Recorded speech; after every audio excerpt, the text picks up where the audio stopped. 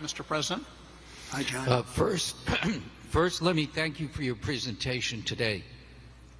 President Trump, in the last fiscal year, the fiscal deficit under the Biden administration was approximately $2 trillion.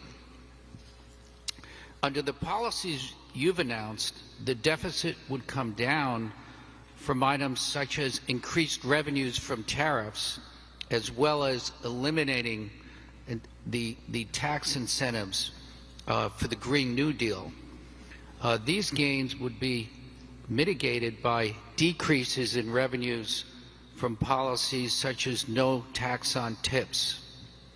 Overall, what do you estimate will be the impact of the fiscal deficit from your policies? Well, we just hit record highs at numbers that nobody ever thought possible. You're right, it's over $2 trillion.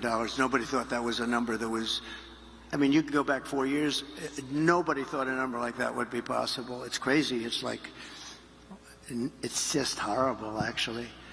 But yeah, we're $2 trillion, and I view it as profit and loss to a certain extent. A lot of people say, oh, it's trade. You know, you have many people say trade deficits don't matter.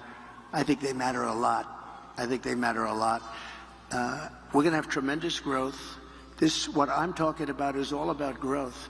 The tax is relatively minor compared to the growth. We're going to make our money back on growth. We're going to also, I mean, we're going to grow like nobody's ever grown before. I think if this all works out, you're going to have the auto industry come back to America. Right now, China is building 2 auto factories in Mexico, massive auto factories, and they think they're going to make their cars in Mexico and send them back into the United States with no tax. It's not going to happen.